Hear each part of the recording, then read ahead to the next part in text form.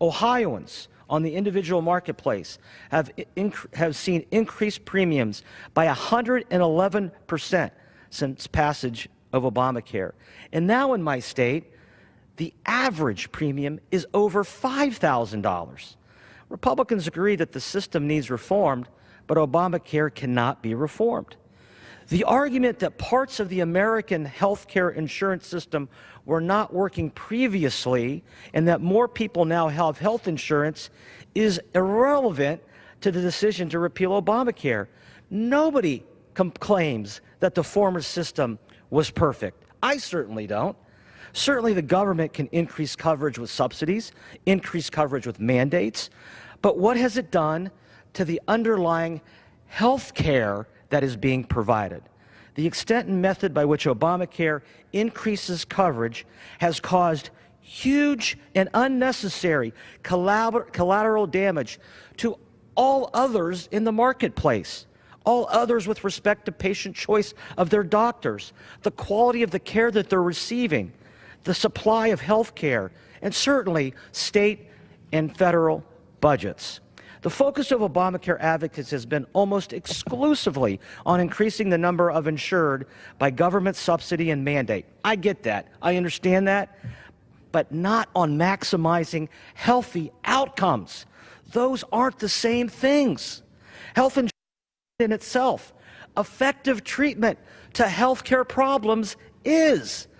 Private investment is so needed to push forward medical discoveries, innovation, accelerate drug development, personalized medicine, harness technology to coordinate our healthcare and help administrate it.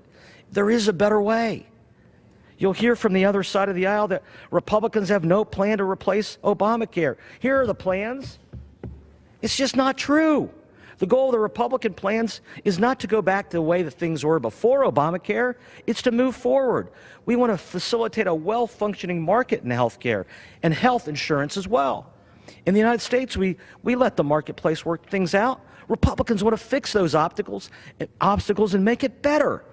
Among features of the better way is portability, patient-centered care, insurance across state lines, medical liability reform, new mechanisms for small businesses and individuals to power together to negotiate, flexibility for our governors, a patient-centered, patient-focused program.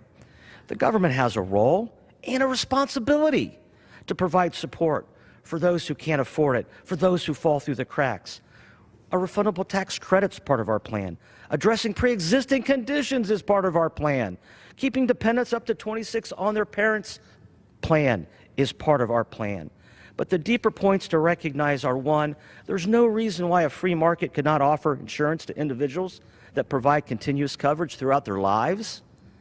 There's no reason that helping the poor should not limit the choices and flexibilities of everyone else, which Obamacare has done, much less interfere with the larger economy. Moreover, the law has had an impact on employment. I see it every week. Economics professor Casey Mulligan of the University of Chicago estimated that the ACA taxes will affect nearly half of the working population in America, reducing average wages, hours worked, and GDP. And based upon CBO estimates, the overall impact of the ACA on the supply of labor will become progressively worse as time passes. Obamacare took certain problems in healthcare insurance, large number of uninsured, lack of individual coverage for pre-existing conditions, higher premiums for individuals, and used them as an excuse to create socialized medicine. The repeal of Obamacare will take us off that path, and replacement will offer shortcomings to other problems. Going forward, Republicans stand ready to provide support away from Obamacare through a transition, and getting improved healthcare system in place improves consumer choice.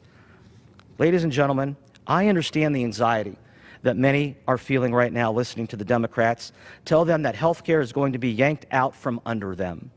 When I was a kid, my dad, a steelworker, lost his job. We lost our health care. We lost our insurance. I know what that anxiety is like. And I want to assure everyone today, that's not what we're doing here today. I know what we're doing here today. We're empowering patients. We're empowering doctors, not bureaucrats. We're giving them more choices, more opportunities, and a better health care system. Mr. Speaker, I ask that we support this resolution, and I yield back the balance of my time. The gentleman from Ohio yields back the balance of his